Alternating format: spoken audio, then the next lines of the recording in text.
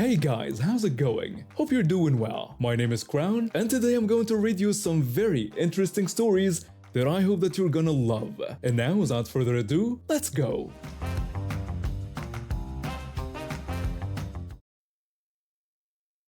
I didn't plan to stay at the corner drugstore forever. It was just a job to pay bills while I finished college. At 21, I wasn't a great employee. I did what was required, clocked in, clocked out, and counted down the days until graduation would free me from retail. The management team at the store was unpleasant. They ran the place like a fiefdom, with me as their least favorite peasant. I wasn't perfect. My attitude could have been better, and I hated working Sundays, which were my Fridays in the retail schedule.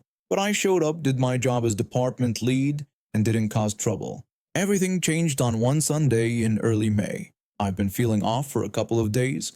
Friday I was under the weather. Saturday I felt a bit better, but by Sunday morning I felt like I'd been hit by a truck. 2 hours into my shift, I could barely stand.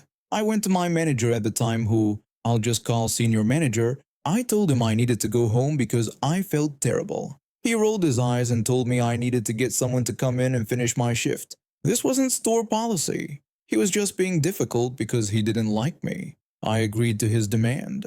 One of my co-workers agreed to cover for me. My boyfriend at the time worked at a hotel down the street, and since we shared a car, I went there to sleep in the lobby until his shift ended.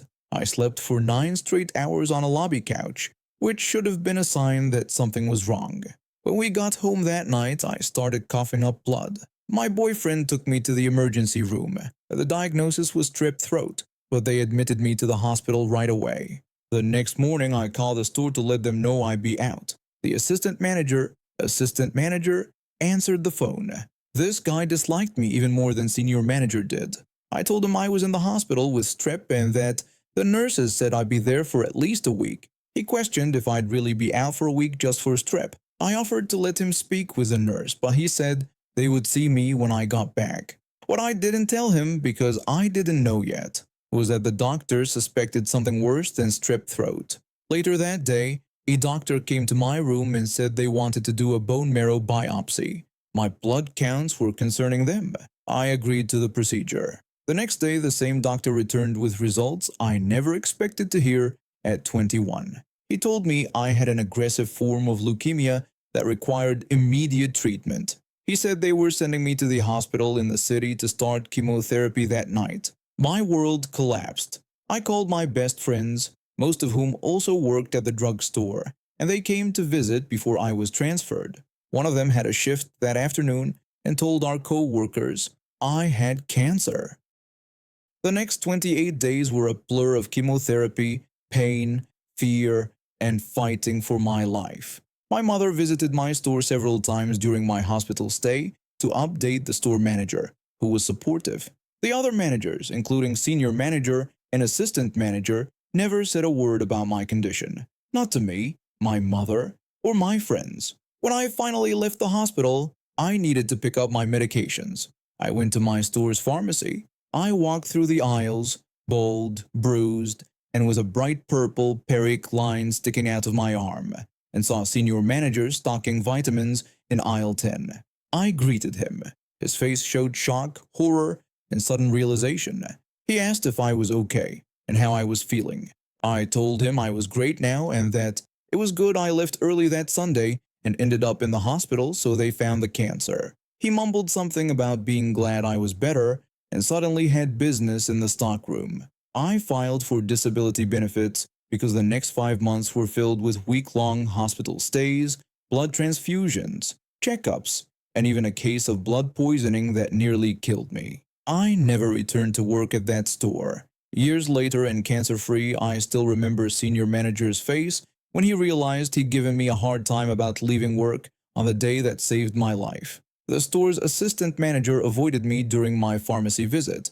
Later, I heard from co-workers that both managers had been reprimanded by the district manager after my mother explained the situation to higher management. Senior manager eventually transferred to another location.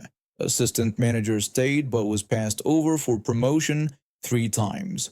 My friends who still worked there said he never treated sick employees the same way again. I graduated college from my hospital bed and found a job where people treated each other with basic human decency. Cancer taught me many things, including watching karma catch up to those who deserved it. I've been an emergency medical technician for about 5 years now. It's not an easy job, but I love helping people when they need it most. My partner and I have seen pretty much everything: car accidents, heart attacks, allergic reactions, you name it. But what happened last Tuesday? That was a first even for us. It started as a normal shift. My partner and I got a call about a possible heart attack at a residential address. The dispatcher told us it was urgent, so we rushed there with our sirens blaring. When we pulled up to the house, the street was packed with cars. There wasn't a single parking spot available. "We're going to have to block someone's driveway," my partner said, pointing to the house next door to our patient's. "We don't have time to circle around looking for parking." I nodded in agreement. In emergency situations, seconds count. We pulled up, partially blocking the neighboring driveway, grabbed our equipment, and rushed to the patient's door. The patient's spouse let us in, and we found our patient on the living room floor. He was pale, sweating, and clutching his chest. Classic signs of a heart attack. We were just starting to assess him when I heard loud honking from outside. My partner continued working while I went to see what was happening.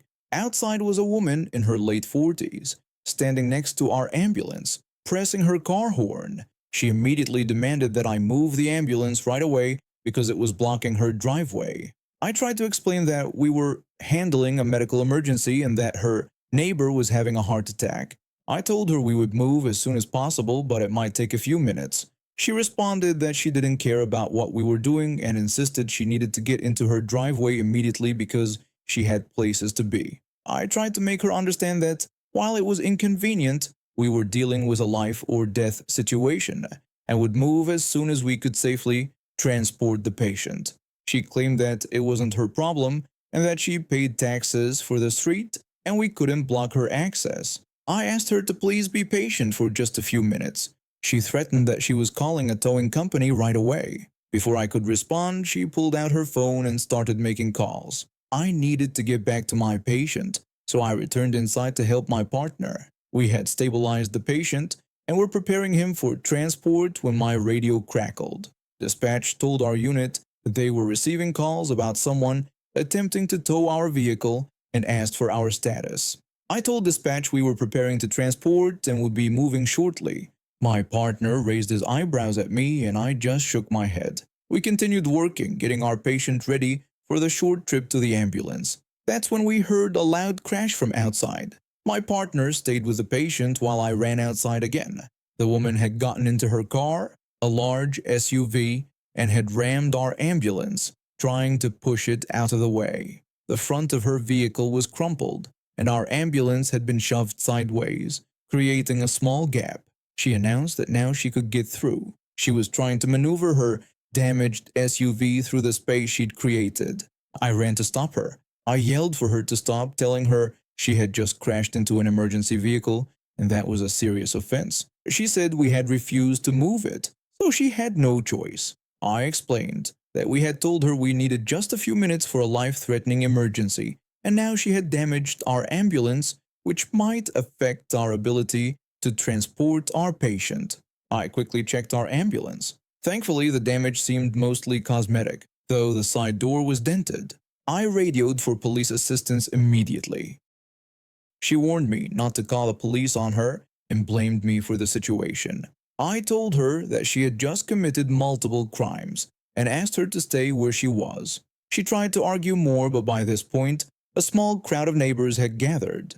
Several were recording the scene on their phones. The woman seemed to realize she wasn't going to get much sympathy. Meanwhile, my partner had managed to get our patient onto the stretcher with help from the patient's spouse. We carefully navigated around the damaged vehicles and loaded him into the ambulance.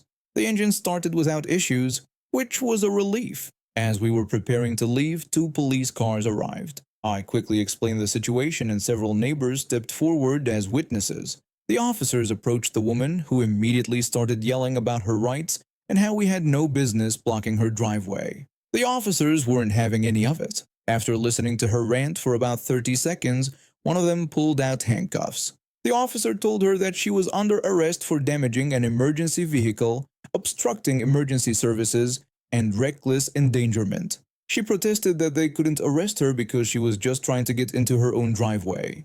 The officer explained that she had damaged an emergency vehicle that was responding to a life-threatening situation, so they could arrest her.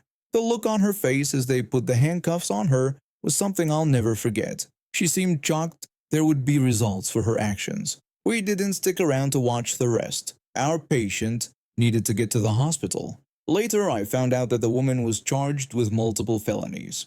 She ended up with a hefty fine, community service, and probation. Her insurance company refused to cover the damage to our ambulance because it was caused intentionally, so she had to pay for that out of pocket too. The best news, though, was that our patient survived. The doctor said if we had been delayed even a few more minutes, the outcome might have been very different. Sometimes I wonder what goes through people's minds. How can anyone think their convenience is more important than someone else's life? I guess some people just live in their own little world where nothing matters except what they want, when they want it. The next time I drove through that neighborhood, I noticed a for sale sign in front of the woman's house.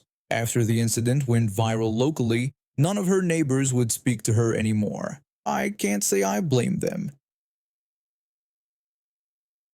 After years of living in a cramped apartment in the city with ridiculous rent, I finally saved enough for a down payment on a small house. It wasn't anything fancy, just a modest 2-bedroom in a quiet residential neighborhood, but it was mine. The only downside, no driveway or garage. I'd have to rely on street parking, but the realtor told me it wouldn't be an issue since the neighborhood was quiet and parking was plentiful. For the first few days after moving in with my girlfriend, everything was peaceful. We both find spots right in front of our house, and I was starting to think I'd made the right decision. Then I noticed something odd during my evening walks with my dog, Rex. 4 houses down, there was this place that always had orange traffic cones blocking off the curb space in front of it. At first, I thought maybe they were doing some kind of construction or had an event planned, but day after day, those cones remained, reserving enough space for about 3 cars. The weird thing was, I never saw anyone actually park there. The house had a long driveway that was always empty and a detached garage that I never saw open. Even stranger, I never actually saw the people who lived there. The front blinds were always drawn, and I never saw lights on from the front windows. If it weren't for the occasional glow from what I assumed was the backyard during my nighttime dog walks, I would have thought the place was abandoned. One night, after a long shift at work, I came home to find no parking available anywhere near my house, except, of course, in front of the mysterious cone house. I was tired, frustrated, and not in the mood to park blocks away and walk in the dark. I mumbled to myself that this was public street parking and they didn't own the curb. I pulled up, got out of my car, and moved 2 of the cones onto the sidewalk. Then I parked my car and went inside, half expecting to hear a knock on my door or see some kind of confrontation. Nothing happened. The next morning, however, I found that someone had moved the cones back onto the street, positioning them behind my car. I had to move them again just to get out. I muttered that they should at least have the guts to talk to me face to face. About a week later, the same situation happened. No parking except by the cone house. Once again, I moved the cones and parked. Once again, the next day, the cones were placed behind my car. Yesterday marked the 3rd time in a month I had to move their cones to park. This morning, while taking Rex for his walk, I spotted something on my windshield. It wasn't a friendly note or even a handwritten one. It was a printed sheet of paper that read, "This plate number has been turned into parking enforcement. We encourage you to park in front of your own residence for the consideration of your neighbors." My blood boiled. The audacity. They block public parking spots with cones, never use them themselves, and then have the nerve to lecture me about consideration. I told my dog Rex that if they wanted to play games, we could play. My first step was to call parking enforcement myself. The woman who answered left when I explained the situation. She told me that the neighbors had no authority to issue notices like that and explained that placing cones to reserve public street parking was actually illegal. When I asked if anything could be done about it, She offered to connect me with the Bureau of Street Services, telling me they could send an investigator to issue a citation. Unfortunately, it was Friday afternoon and they were closed for the weekend, but I made a note to call first thing Monday morning. When I got home, I explained the situation to my girlfriend. She asked what I planned to do next. I suggested moving her car as part of my plan. She grinned, immediately catching on to what I was thinking. Within minutes, we had moved her Tesla to park right behind my car, both now sitting in front of the Cone house. The added bonus, her car had built-in cameras that would record if anyone tried to mess with our vehicles. My girlfriend wondered if they might try something against our cars. I told her I hoped not, but if they did, we'd have evidence. As we walked back to our house, I thought about more ways to get back at these neighbors. I mentioned to my girlfriend that if the citation didn't work out, I was considering buying the oldest, ugliest car I could find, registering it as non-operational, and just leaving it parked there permanently. She said she loved the idea. The weekend passed without incident. Sunday night came. There was plenty of parking available near our house. The cones were back in their usual position in front of the mystery house. Since I'd be calling in the complaint the next day, I decided to leave the cones alone so the investigator could see the full extent of the situation. Monday morning, I called the Bureau of Street Services. The conversation was brief and a bit underwhelming. The representative asked for the address of the offending property. After I provided it, they asked if I wanted to give my contact information or remain anonymous. I thought for a moment and decided there was nothing to gain by identifying myself, so I told them I preferred to remain anonymous. They said they would send an investigator to assess the situation. And that was it. The ball was now in their court. I'm not sure how long it will take for anything to happen, days, weeks, months, but I'm keeping a close eye on the situation. In the meantime, I've been researching non-operational vehicle registrations, just in case. The way I see it, if they want to claim public property as their own, they should be prepared for what happens next. Maybe next time they'll think twice before trying to bully their neighbors over something as trivial as street parking. After all, consideration works both ways. I've been going to the same Starbucks every morning for the past 2 years. It's part of my routine since I started working from home. I need that little bit of human interaction and background noise to get my day going. Plus, they make a cold brew that keeps me functioning through my morning meetings. The staff there knows me by now. Not by name, we've never gotten that personal, but they recognize my face and my usual order. I like that. It's a small comfort in my otherwise chaotic life. After my divorce last year, I moved into a tiny apartment close to downtown. The rent is too high and the place is too small, but it's within walking distance of this Starbucks. That's become more important to me than I'd like to admit. When everything else in your life falls apart, you cling to the small constants. So today I was at Starbucks, just enjoying my morning. I had my laptop open pretending to work, but actually scrolling through social media, sipping my cold brew, and people watching. It was a busy morning with a line almost to the door. The baristas were working fast, but people were getting impatient. I could tell by the way they kept checking their watches and sighing loudly. That's when she came in. She didn't just walk in, she stormed in like she owned the place. Without even a look at the line of people waiting, she walked straight to the counter. She demanded a venti caramel macchiato with extra foam and told the barista to make it quick. Her tone was harsh and impatient. The barista, a young guy who couldn't have been more than 20, looked confused for a moment. He told her that there was actually a line of people waiting to order. She scoffed and asked if he knew who she was. She said she didn't have time for lines because she had an important meeting in 15 minutes and needed her coffee right away. I looked around wondering if anyone else was as appalled as I was. Most people were staring, but no one said anything. The barista, wanting to avoid a scene, started making her drink. That's when it got worse. She questioned the barista about the caramel syrup he was using. When he confirmed it was indeed caramel syrup, she complained that it wasn't the right kind. She said he should be using dark caramel, not regular caramel. The young barista told her that they only had one type of caramel syrup at their location. Her face turned red. She asked if he was kidding, saying this was Starbucks and questioning how they could not have the right syrup. She called the situation ridiculous and the barista incompetent. She even said he was ruining her entire day. The barista kept his cool, which impressed me. I would have snapped by now. He said sorry for the problem and asked if she would prefer something else instead. She refused his offer, saying she wanted her caramel macchiato. She told him to make it with whatever syrup they had, but not to expect a tip. The whole cafe was watching now. The barista continued making her drink, his hands shaking. I felt terrible for him. No one deserves to be treated that way, especially not someone just trying to do their job. When the barista finished her drink and set it on the counter, she stepped forward to grab it. That's when it happened. There must have been a small spill earlier that no one had noticed yet. No wet floor sign had been put up. When she reached for her drink, her heel hit the slick spot, and down she went. It wasn't a small stumble either. It was a full-on, legs in the air, landed right on her behind fall. The entire cafe went silent for a moment. Everyone froze, unsure how to react. Me? I cackled. A full-blown bent-over, tears in my eyes laugh. It was like watching karma deliver justice in real time.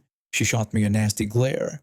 Her face was bright red, no longer from anger, but from embarrassment.